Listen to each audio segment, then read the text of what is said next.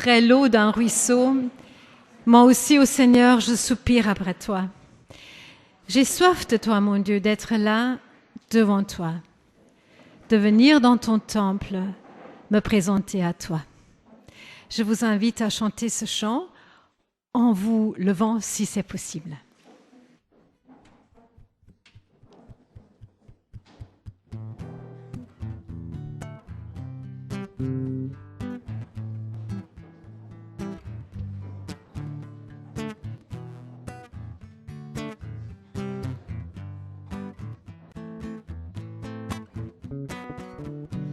Soupire une biche après l'eau du ruisseau. Moi aussi, ô Seigneur, je soupire après toi. J'ai soif de toi, mon Dieu, d'être là devant toi, de venir dans ton temple, me présenter à toi. Qu'enfin me reviennent les souvenirs d'antan, où heureux je courais vers ta maison. Je voudrais retrouver cet amour et ce feu. Encore une fois brûlé, être fou amoureux de toi, attaché à tes pas, vibrer à ta parole et au son de ta voix, pour qu'enfin me reviennent les souvenirs d'antan, où heureux je courais vers ta maison. Je veux crier à toi, plutôt que de me plaindre, je veux compter sur toi, te louer à nouveau. L'espérance et la joie seront dans ta présence. Je veux crier à toi, mon sauveur et mon Dieu. Montre-moi, ô Seigneur, chaque jour ta bonté, ta grandeur et ta grâce, et moi je chanterai celui qui de ma vie aimait, celui qui m'a choisi et qui me fait renaître, pour qu'enfin me reviennent les souvenirs d'antan, où heureux je courais vers ta maison. Je veux crier à toi, plutôt que de me plaindre, je veux compter sur toi, te louer à nouveau. L'espérance et la joie seront dans ta présence. Je veux crier à toi, mon sauveur et mon Dieu. Je veux crier à toi, plutôt que de me plaindre, je veux compter sur toi, te louer à nouveau. L'espérance et la joie seront dans ta présence. Je veux crier à toi, mon sauveur et mon Dieu. Sauveur et mon Dieu. Vous pouvez prendre place. Et j'aimerais vous souhaiter la bienvenue ce matin à l'église de Stockel pour ce dernier dimanche d'été, avant la reprise, dimanche prochain, où on aura des cultes plus classiques de nouveau. Donc, bienvenue à chacun. Peut-être on a pu s'identifier avec le chant qu'on vient de chanter. Peut-être on est vraiment venu ici en ayant soif de Dieu, en ayant vraiment envie d'être dans la présence de Dieu. Et ce matin, on se posera la question, comment est-ce que nous nous nourrissons? Avons-nous soif et faim de Dieu? Et comment est-ce que nous nous nourrissons spirituellement? Jésus a dit, l'homme ne vivra pas de pain seulement, mais de toute parole qui sort de la bouche de Dieu. Alors nous allons chanter encore un deuxième chant qui dit « Je désire entendre ta voix, je désire écouter ton cœur, recevoir ta parole, ta pensée, ta volonté. » Et pendant ce chant, les enfants qui sont nombreux peuvent aller au parc avec leurs moniteurs et monitrices. Je désire entendre ta voix.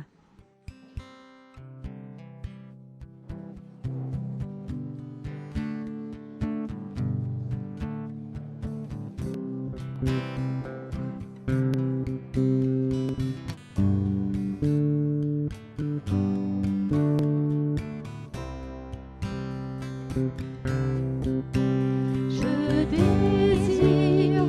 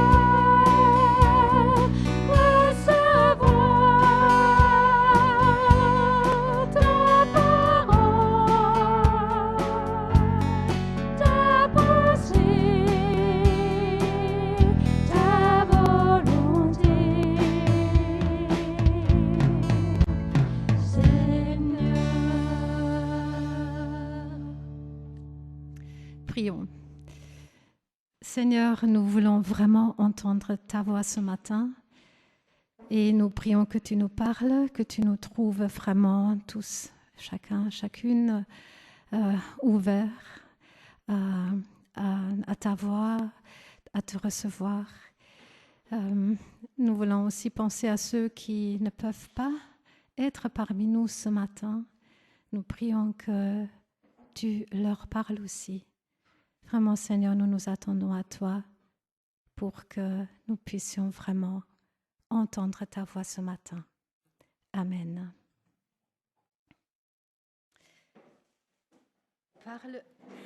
Parle-nous, nourris-nous par ta voix. Nous allons encore chanter ce chant qui s'appelle « Ta parole ».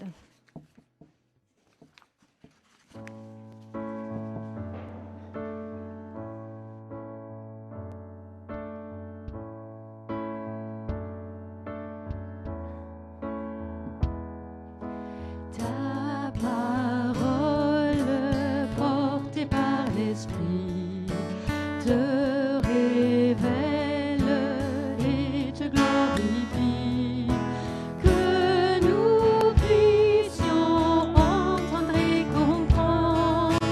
Ouvre nos yeux pour te contempler. Quel sublime trésor plus précieux que l'or, tes paroles de vie éternelle.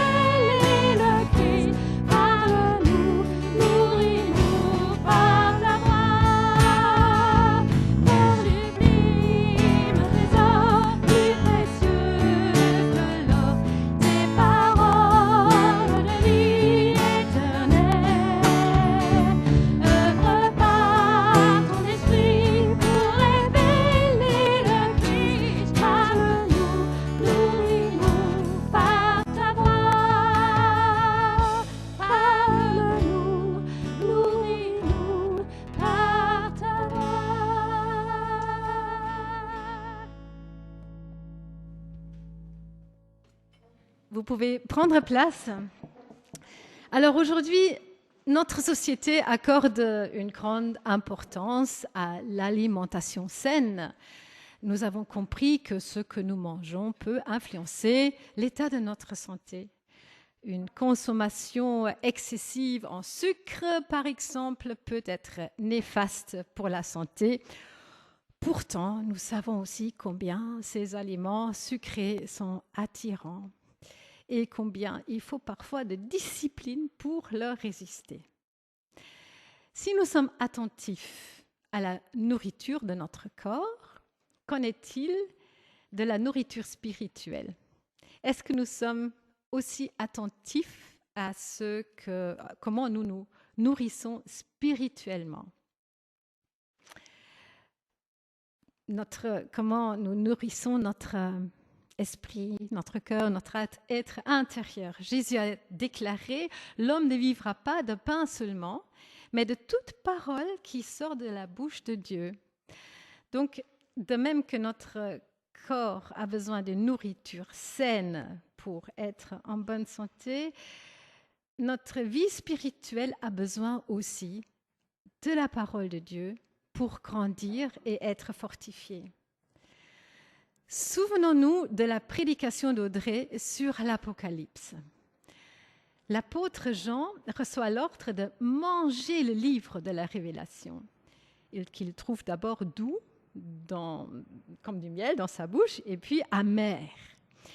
Et cette image nous rappelle que la parole de Dieu, la Bible, n'est pas juste un texte à lire, mais vraiment un texte à digérer. La parole de Dieu, la Bible, est la plus essentielle de nos nourritures spirituelles. Mais nous nous nourrissons aussi de toutes les lectures que nous faisons. Et là encore, il me semble que parfois, il nous faut un peu de discipline, car le marché de la littérature nous propose une multitude de livres qui peuvent exercer une influence positive ou négative sur notre vie intérieure. Parce que si nous remplissons notre esprit d'histoire, d'images, de discours qui banalisent la violence, le mensonge, l'infidélité, etc., cela finit, me semble-t-il, par nous influencer, et tôt ou tard, ce qui habite notre cœur se manifestera aussi dans nos paroles, dans nos actions. Alors, comment nourrir notre cœur pour que ce qui en sorte soit bon, soit édifiant, soit pur? Ce matin, nous allons écouter le témoignage de 4 personnes. Chacune partagera comment une lecture a nourri sa foi, enrichi sa relation avec Dieu et contribué à sa croissance spirituelle. Et j'espère que leur témoignage puisse aussi nous faire du bien, nous encourager. Je propose de commencer par Heidi, dont le métier est justement de faire connaître la parole de Dieu et de bonnes lectures. Et après, sans intervention, alors, ce sera Micheline, Patrick et enfin Benoît. Merci à vous 4.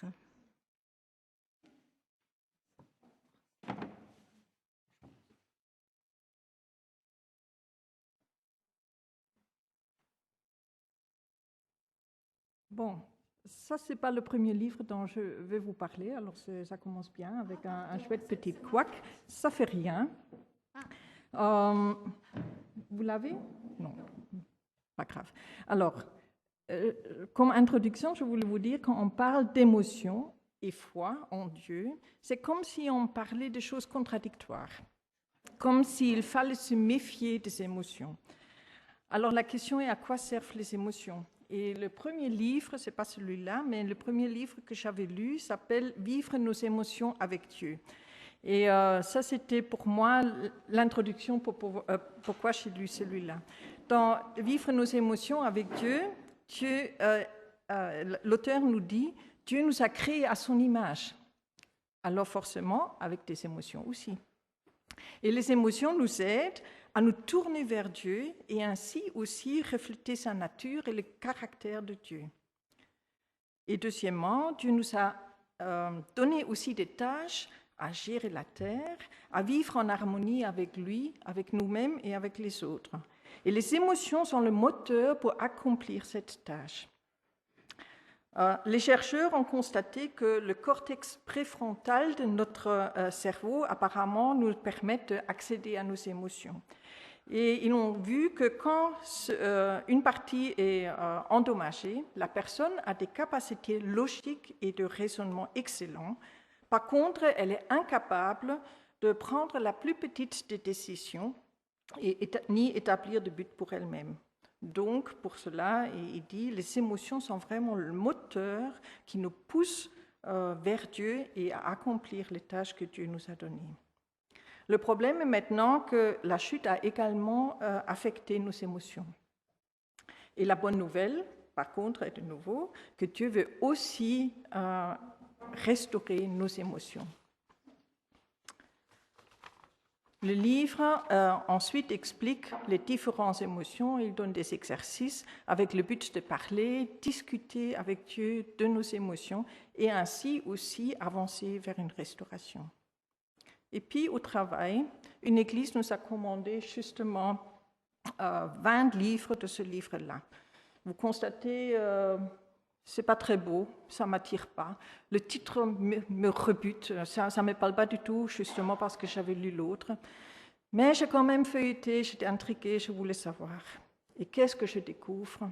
Un implanteur d'église qui n'éprouve plus de joie, qui vit très mal une scission de son église et son couple bat de l'aile. Bref, c'est la crise. Et suite à ça, il constate que son église, pourtant grandissant, avait une profondeur de 5 cm. Et comble du comble, cette église reflète le fonctionnement de sa propre famille d'origine et sa propre immaturité émotionnelle. Que faire? Après 2 ans de combat, il accepte une thérapie. Il a dû s'avouer que lui-même n'avait pas affronté ses propres deuils. Et alors, forcément, il incite son Église de dépasser très vite des problèmes, d'aller trop vite de l'avant. Il constate aussi qu'il voulait plaire à tout le monde. Il a accepté des situations, des activités, il n'a pas osé dire non. Il voulait aussi réussir au point de jamais faire des pauses pour avoir de temps avec sa famille, avec lui-même et même avec Dieu. Alors, il nous pose la question, quel type de disciples sommes-nous? Sommes-nous comme des forteresses taillées en pierre de taille qui prend beaucoup de temps pour faire tailler des pierres? Ou est-ce que nous sommes plutôt faits avec des briques de parement qui semblent bien mais qui ne sont pas costauds? Alors, il propose plusieurs activités et plein d'exemples qui facilitent à se voir soi-même. Dans quel stade de développement de disciples sommes-nous? Est-ce que nous sommes plutôt un bébé, un enfant, un ado, un adulte? Voilà, j'ai dû constater pour moi que voilà, c'était peut mieux faire, peut encore grandir, il y a encore la place.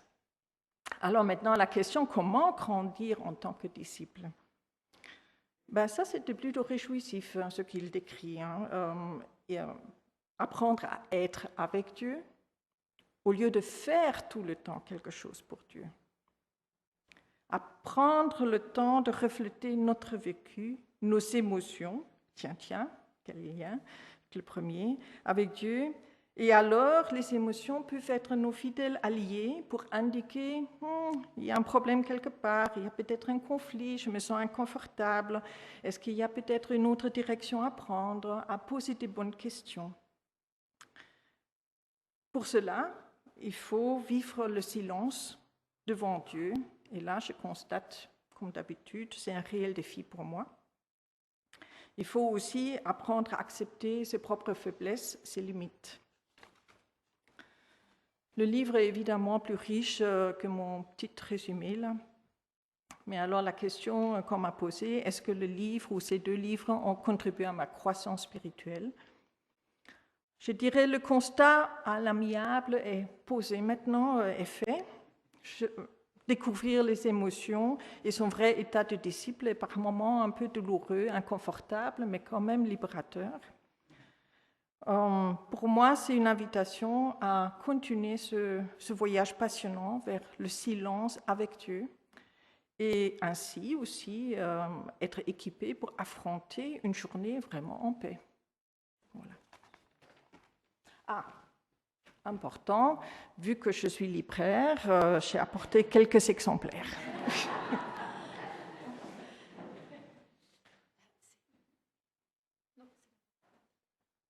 C'était l'inverse. C'était Patrick? Oui, ok, ça va. Bonjour. Voilà, je vous parlerai ce matin d'un petit livre, à peine 60 pages. Ah oui, oui, c'est celui-ci, écrit par Paul Tournier et qui s'appelle Pour se mieux comprendre entre époux. Paul Tournier était un médecin à Genève dans les années 1930-1940, et puis il s'est formé en psychothérapie. Et pendant longtemps, il a écouté des personnes et des couples. Et toute cette expérience l'a conduit à écrire beaucoup de livres, dont celui que je voudrais parler ce matin. Je vous donne d'abord un résumé de ce petit livre. Il dit que dans le mariage, il y a 3 étapes. Les premières années, c'est encore la lune de miel, avec une impression de compréhension mutuelle, spontanée et une similitude complète. Puis vient la seconde étape, entre 5 et 10 ans de mariage. Alors chacun des époux s'aperçoit que l'autre n'est pas aussi semblable à lui qu'il avait cru. Il lui découvre des défauts qu'il n'avait pas vus au début. Et alors vient la fameuse phrase « je ne comprends pas ». Puis il y a la troisième étape, ou bien ça sera le renoncement à la lutte pour le bonheur, des disputes sans issue. Les époux peuvent prendre leur distance et vivre leur vie chacun de leur côté. Ou bien il y a une autre direction qui est aussi possible, et c'est celle du courage. C'est ce que Paul Tournier décrit. Donc on accepte son époux tel qu'il est et on essaye de le comprendre. Qu'il a des défauts ou qu'elle a des défauts, c'est évident, mais on essaye ensemble à les résoudre. Donc c'est chercher ensemble à résoudre les problèmes, d'abord par une compréhension plus pénétrante de l'autre, mais aussi de soi-même. Et pour se comprendre, il dit, il faut le vouloir et il faut aussi du courage. Parce qu'il faut une ouverture totale, il dit. Et c'est indispensable à une compréhension profonde. Mais pour s'exprimer, il faut aussi trouver une écoute attentive et bienveillante, sans préjugés. Et puis il écrit que des bons conseils et des cours de psycho ne peuvent pas suffire devant la dégradation actuelle du mariage. Il dit qu'il faut aussi une contagion nouvelle qui change le cœur. Il faut le souffle du Saint-Esprit qui nous rend plus aptes à comprendre autrui.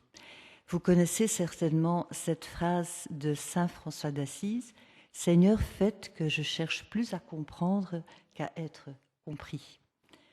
C'est ce désir nouveau qui éveille le Saint-Esprit en nous et qui transforme aussi le mariage.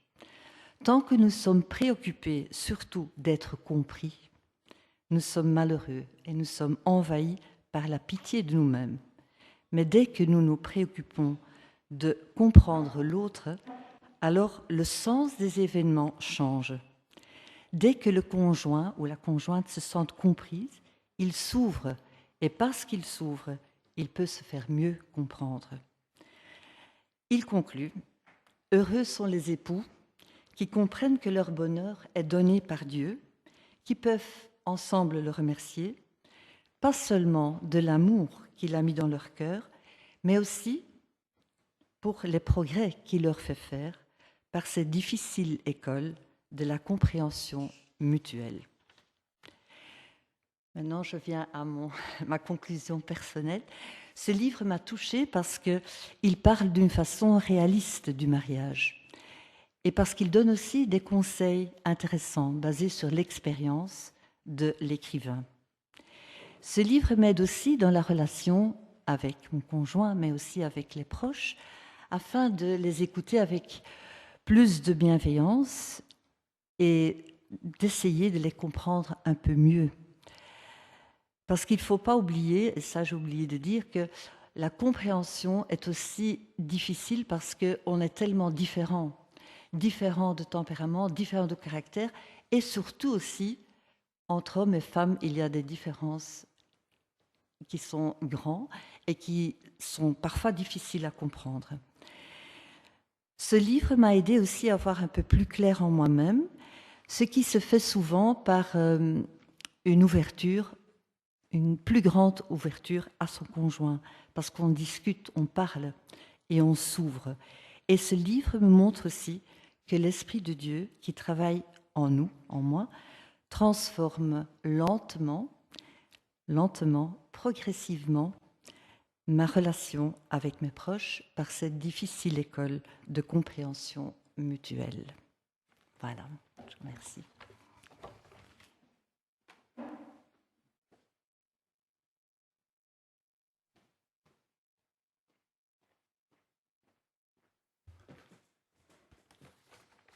Bonjour à tous. Alors, la nourriture que je vais vous proposer n'est peut-être pas diététiquement indiquée. Du moins, je ne sais pas. Ça dépend des situations. Alors, le sujet principal du livre que je vais aborder, comme le suggère son titre, est l'influence que peut avoir la Bible sur ce qu'on appelle le 7e art. L'idée centrale qui m'a intéressé est qu'un dialogue peut s'établir entre une œuvre et celui qui la reçoit, et notamment entre le croyant et pourquoi pas un film. Une œuvre peut simplement nous divertir, mais elle peut aussi nous questionner, nous interpeller et parfois même nous conduire vers une réflexion spirituelle. L'auteur, pasteur de son état et cinéphile, s'appuie sur différents films qui l'ont particulièrement marqué. Il montre comment, parfois de manière très évidente, mais souvent de façon beaucoup plus subtile et détournée, certaines œuvres peuvent faire écho à des personnages bibliques, des situations, des questionnements ou des sentiments que l'on retrouve dans les Écritures. Et cela même lorsque le film n'est absolument pas présenté comme étant un film chrétien ou dit chrétien. Ce qui m'a particulièrement marqué dans ce livre, c'est que je me suis pleinement retrouvé dans cette manière de regarder le cinéma. Ça faisait écho à une période assez particulière de ma vie, lorsque j'ai personnellement rencontré le Seigneur. Il y a de cela un peu plus de 25 ans maintenant. Je m'étais pris presque par hasard un abonnement dans une salle de cinéma. Ce n'était absolument pas prémédité, ou du moins pas en rapport avec la découverte que je faisais du Seigneur.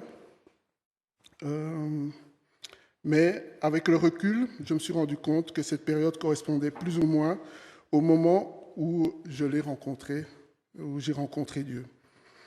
Grâce à cet abonnement, j'avais accès de manière illimitée à toutes les séances. Je me suis donc mis à voir toutes sortes de films, y compris certains que sans cet abonnement, je ne serais jamais allé voir, ou probablement jamais allé voir. Alors c'est certain, j'ai vu pas mal de navets, mais je me suis tombé aussi sur d'excellentes surprises. Et finalement, cette expérience personnelle résonne beaucoup avec ce que développe l'auteur. À savoir, on ne sait pas toujours à l'avance où l'on va trouver quelque chose qui va nous toucher, nous interroger ou nous faire réfléchir. C'est à travers la lecture de ce livre aussi que j'ai pu mettre peut-être un mot sur ce que je ressentais. Il y parle notamment de la grâce, de la notion de grâce commune. Cette idée, de manière très simple, est que Dieu peut permettre que du vrai, du beau, du bon surgisse à travers des personnes, d'œuvres ou des situations qui ne sont pas nécessairement directement liées à la foi chrétienne. Cela m'a particulièrement interpellé parce que cela ouvre une autre manière de regarder ce qui nous entoure. Je peux rencontrer une œuvre qui n'est pas chrétienne, créée par quelqu'un qui ne partage pas ma foi, et pourtant y découvrir quelque chose qui me questionne, qui me touche, voire qui m'aide à comprendre quelque chose de l'homme ou de Dieu. Cela ne veut bien sûr pas dire que tout est bon ou que tout vient de Dieu. Il y a une nécessité, bien sûr, au discernement. Mais cela signifie aussi que je dois peut-être pas rejeter trop rapidement ce qui vient d'ailleurs. Le fait que l'auteur cite de nombreux films, anciens comme récents, certains directement inspirés de la Bible et d'autres destinés à un public beaucoup plus large, m'a également donné envie de découvrir ou de redécouvrir avec un regard nouveau, différent. Le Seigneur peut se présenter à nous au travers de toutes choses et en toutes circonstances. Il nous faut donc conserver cette capacité à être surpris par une peinture, une rencontre, une parole, une musique ou, pourquoi pas, un film. Et c'est peut-être cela qui m'a le plus intéressé dans cette lecture. Aller au cinéma pour voir des hommes créer et découvrir parfois, à travers leur création, quelque chose du Créateur. Et je ne résiste pas, en tant que cinéphile, à vous dire que la force soit avec vous, pour ceux qui ont la référence.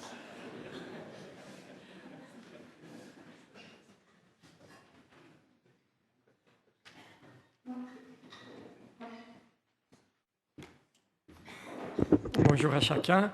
Donc, vous l'avez vu, le livre dont je voudrais vous parler, ça s'appelle La cabane, qui a été un livre écrit par un auteur américain, William P. Young.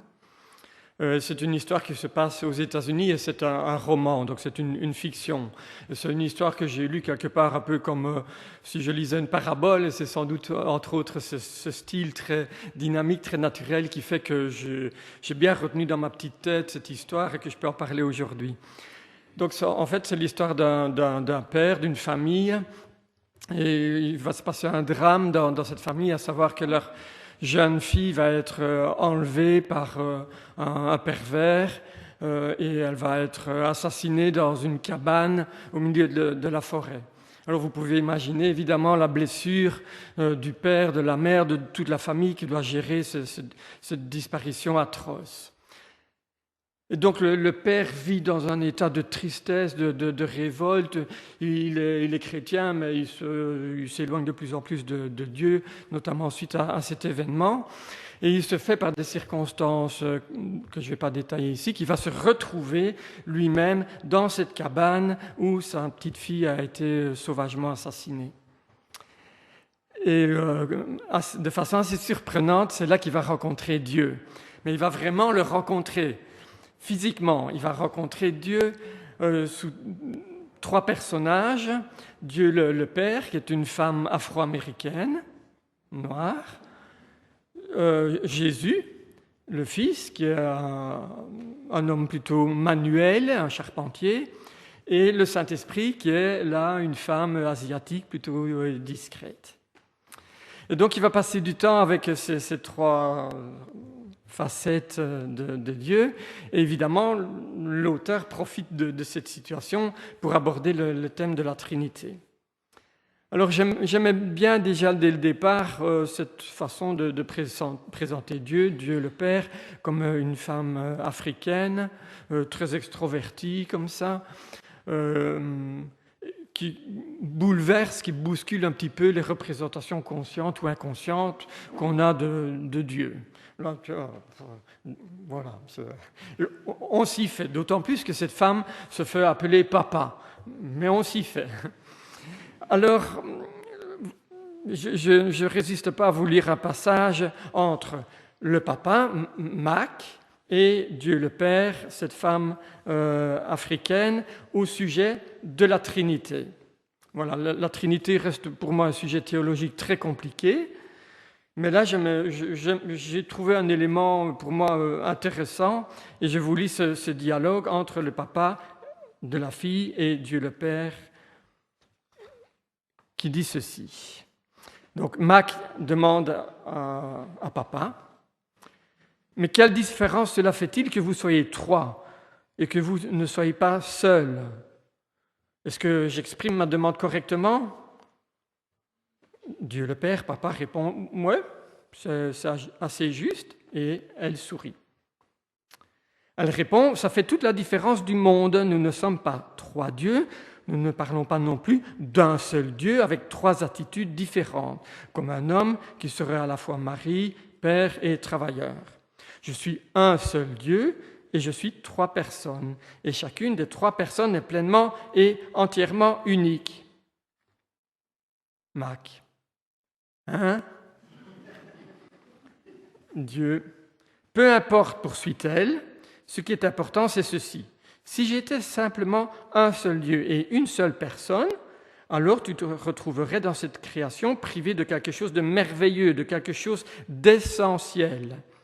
Et je serais radicalement autre que je ne suis. Mac, et nous serions privés de quoi? Vous seriez privés d'amour et de relation. Tout amour et toute relation ne sont possibles pour toi que parce qu'il existe déjà en moi, en Dieu, en moi-même. Je suis amour. Et c'est ça qui m'a vraiment touché dans le livre. C'est à travers ces situations parfois lourdes, mais écrites d'une manière très naturelle, qui montrent vraiment l'amour de Dieu pour, dans ce cas-ci, pour Mac. Dieu il est décrit comme quelqu'un plein de compassion, de bienveillance. Mac arrive face à papa, plein d'amertume, il n'arrive pas à se débarrasser de cette tristesse qui pèse sur ses épaules, et alors il est révolté, il pose des questions, il fait des réflexions à papa, au début assez soft, parce que quand même il est en face de Dieu, et au fur et à mesure qu'il entre en confiance et qu'il se lâche un peu, ses questions et ses réflexions deviennent assez virulentes. Et pourtant, papa, Dieu, ne s'en offusque pas du tout, au contraire, elle lui sourit, elle lui prend la main, elle le prend par l'épaule, elle lui répond avec patience. Et je trouve ça vraiment touchant. Elle ne s'offusque pas et au contraire, elle se réjouit même des questions assez brutales de Mac et elle en tire le moyen d'exprimer tout l'amour qu'elle a pour Mac sans lui faire des reproches, sans jugement, mais l'amener petit à petit à mieux comprendre qui Dieu est. Et voilà, c'est vraiment ça qui m'est resté du livre. Alors on peut ne pas être d'accord avec chacun des chapitres, parfois il y a des choses qui sont un petit peu, je veux dire, tirées par les cheveux, mais c'est vraiment cette impression d'un Dieu parfaitement amour qui m'est resté de façon durablement, et je pense que je pourrais vous recommander ce livre principalement pour cette raison-là. Merci. Alors, un grand merci à ces 4 personnes pour ces 4 témoignages très différents les uns des autres, mais vous avez été très personnel, vous avez été profond et je pense que ça nous a peut-être donné envie de lire l'un ou l'autre de ces livres. Donc, un grand merci à vous. Pour nous préparer maintenant à prendre le repas du Seigneur, nous allons chanter ce chant « Sonde-moi, ô Dieu, connais mon cœur, éprouve-moi et connais mes pensées ».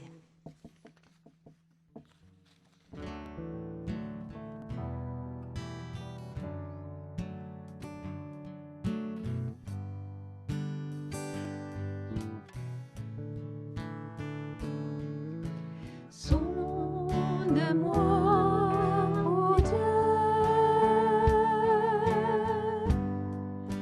et connais mon cœur, éprouve-moi, Seigneur, et connais mes pensées. Sonde-moi,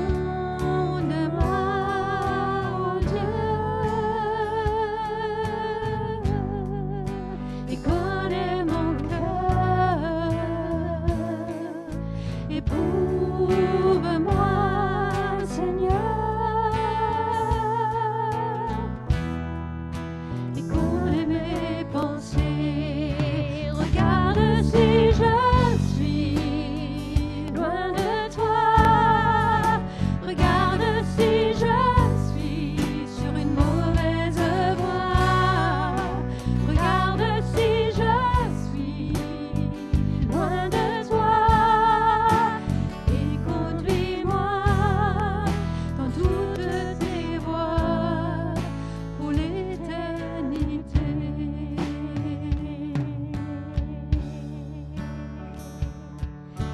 sonde-moi, ô Dieu, et connais mon cœur. Éprouve-moi, Seigneur, et connais mes pensées. Regarde si je suis loin de toi. Regarde si je suis sur une mauvaise voie. Regarde si je suis loin de toi. Et conduis-moi dans toutes tes voies pour l'éternité. Et conduis-moi dans toutes tes voies pour l'éternité.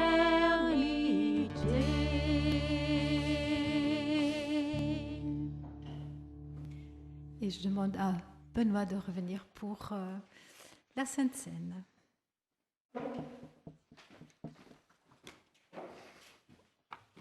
Alors en effet, nous poursuivons sur notre thème, le thème de la nourriture, le thème d'un repas, et en l'occurrence ici la Sainte Seine, qui est le dernier repas que Jésus a pris avec ses disciples lors de la fête de Pâques. Alors pour nous aujourd'hui, ce repas, ce n'est pas comme un repas du quotidien, comme notre petit déjeuner, où il s'agit de manger quelque chose qui va nourrir notre corps et qui va nous faire récupérer quelques kilocalories pour avoir l'énergie de poursuivre nos activités. Ce n'est pas non plus un repas pendant lequel il se passe une sorte de magie, durant lequel le pain et le vin changeraient de nature, ou durant lequel nous accéderions à un état spirituel particulier. Non, la Sainte Seine, ce repas, c'est un repas du souvenir. La fête de Pâques était destinée à se souvenir que le peuple juif qui était en esclavage en Égypte en est sorti lors d'une nuit qui a été choisie par Dieu. Et lors de cet événement, les Israélites devaient tuer un agneau parfait, sans défaut, le manger à la hâte et en prendre le sang pour en badigeonner le haut, le linteau des portes. Et après avoir exécuté ça, ils devaient sans plus tarder quitter l'Égypte. Et donc la fête de Pâques, à l'époque de Jésus, c'était ce souvenir de cet événement majeur dans la vie du peuple. Et Jésus va expliquer à ses disciples, lors de la Sainte Seine, du dernier repas, qu'il va donner un sens nouveau à ce repas. Il va en fait les amener à comprendre que c'est maintenant lui, l'agneau parfait sans tache, qui sera sacrifié.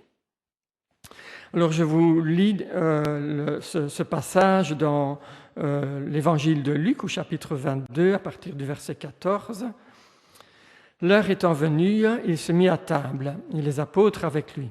Il leur dit : « J'ai désiré vivement manger cette Pâque avec vous avant de souffrir, car je vous le dis, je ne mangerai plus jusqu'à ce qu'elle soit accomplie dans le royaume de Dieu. » Ayant pris une coupe et rendu grâce, il dit : « Prenez cette coupe, distribuez-la entre vous, car je vous le dis, je ne boirai plus désormais du fruit de la vigne jusqu'à ce que le royaume de Dieu soit venu. » Ensuite, il prit du pain et après avoir rendu grâce, il le rompit et leur donna en disant : « Ceci est mon corps qui est donné pour vous, faites ceci en mémoire de moi. » Il prit de même la coupe après le souper et la leur donna en disant : « Cette coupe est la nouvelle alliance en mon sang, qui est répandue pour vous. » Donc voilà, Jésus s'est livré volontairement, librement, pour être cet agneau sacrifié, pour effacer dans son sang nos péchés et nous rendre accessible son royaume, le royaume éternel.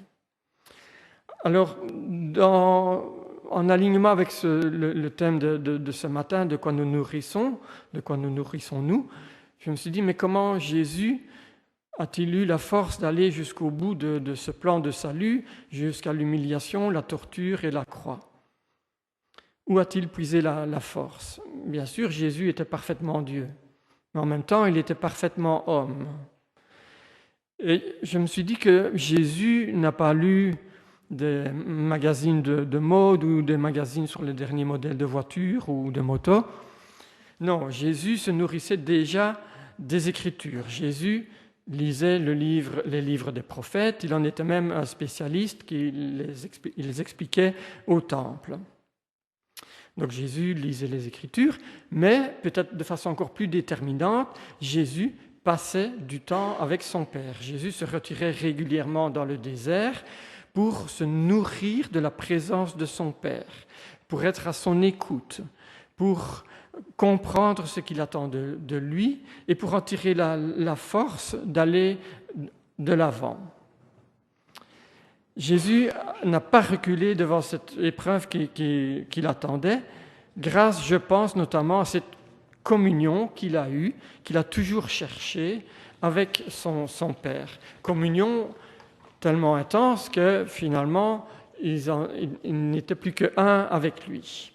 Alors le repas de la Sainte Seine, c'est ce souvenir de la grâce que Jésus nous offre à la croix grâce à son sacrifice, mais c'est peut-être aussi en même temps une invitation à chérir, à prendre soin de la relation avec notre Père, avec Dieu. C'est peut-être une invitation à nous nourrir de cette relation pour réaliser des choses que nous ne serions pas capables de réaliser nous-mêmes par nos propres forces. Alors voilà, j'invite chacun pour qui ce texte a du sens de partager maintenant le fruit de la vigne et le pain, symbole du corps et du sang du Christ qui s'est sacrifié et qui nous offre cette grâce qui a lavé nos péchés dans son sang. Donc je demande aux personnes de bien vouloir distribuer les éléments.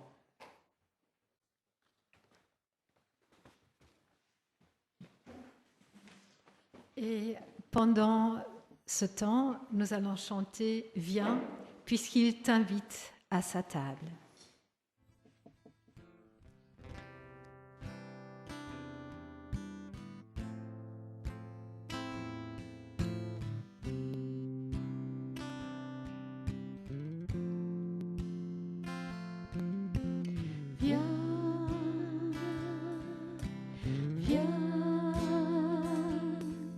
Puisqu'il t'invite à sa table et qu'il t'appelle à ses côtés, viens, viens. Il suffit d'ouvrir ton âme à son amour et sa beauté. Viens, puisque l'ombre de l'hiver est déjà et que le chant de son cœur est en chemin jusqu'au tien. Viens, viens, partager le pain de vie avec celui qui t'a créé.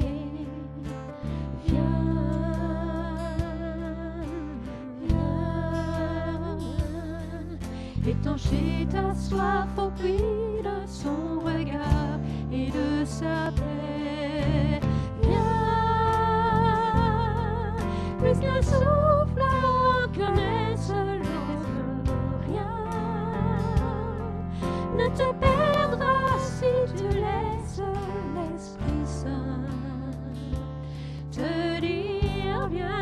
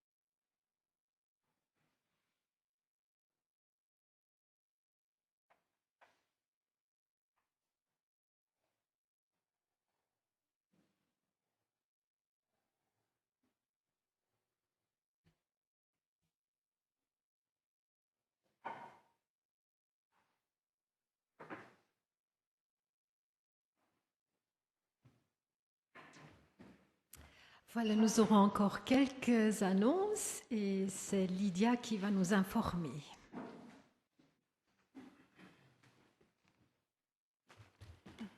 Voilà, nourris de bonnes choses, nous pouvons commencer cette semaine.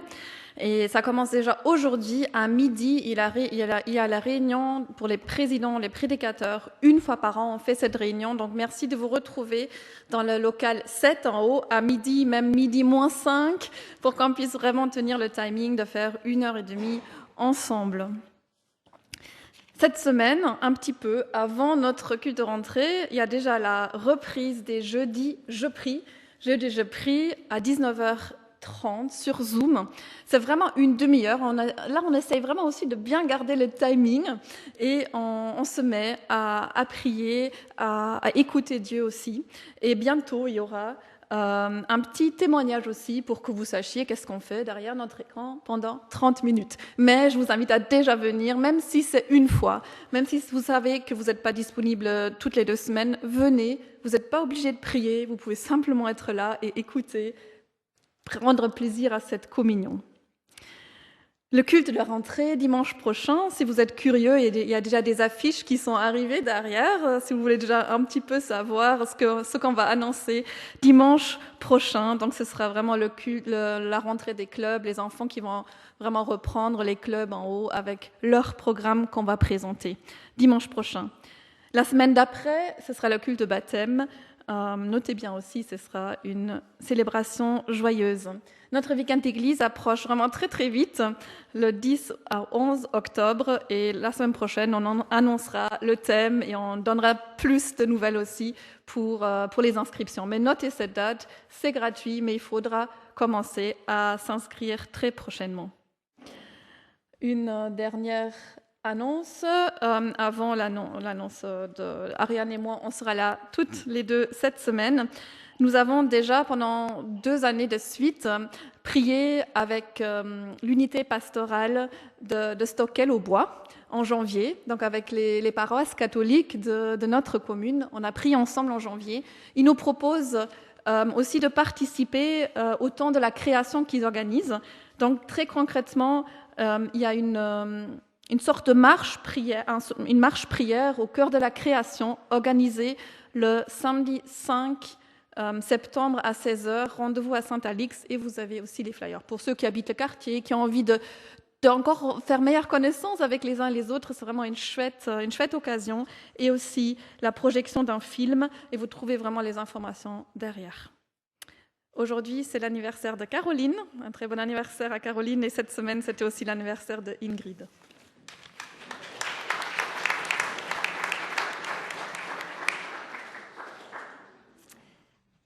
Alors, nous allons chanter un dernier chant qui s'appelle Yahweh, et pendant ce chant, les paniers vont circuler et vous pouvez mettre votre contribution pour soutenir l'Église et les œuvres qu'on soutient. Vous pouvez vous lever si vous avez envie.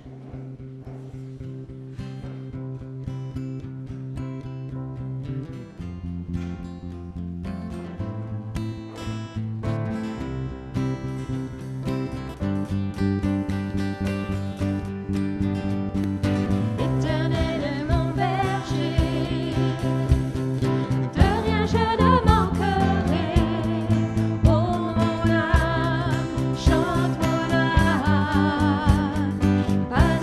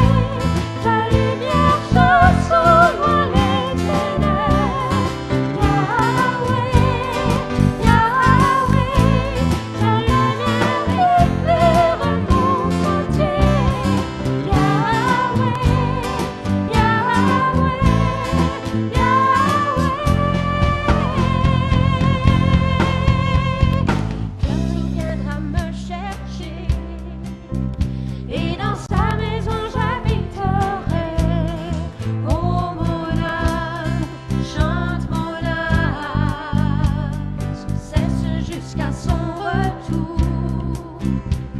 Mon âme chante son amour tous les jours, tous les jours. Oui, toujours le bonheur et la grâce m'accompagneront devant sa face, dans sa présence, tellement de joie, tellement de joie. Et tant qu'il se trouve auprès de moi, aucun mal, mon âme, tu ne craindras. Et en son temps, je reviendrai, je reviendrai. Yahweh, Yahweh, tu fais briller sur moi ton soleil. Yahweh, Yahweh, ta lumière chasse au loin les ténèbres. Yahweh, Yahweh, ta parole éclaire mon sentier. Yahweh,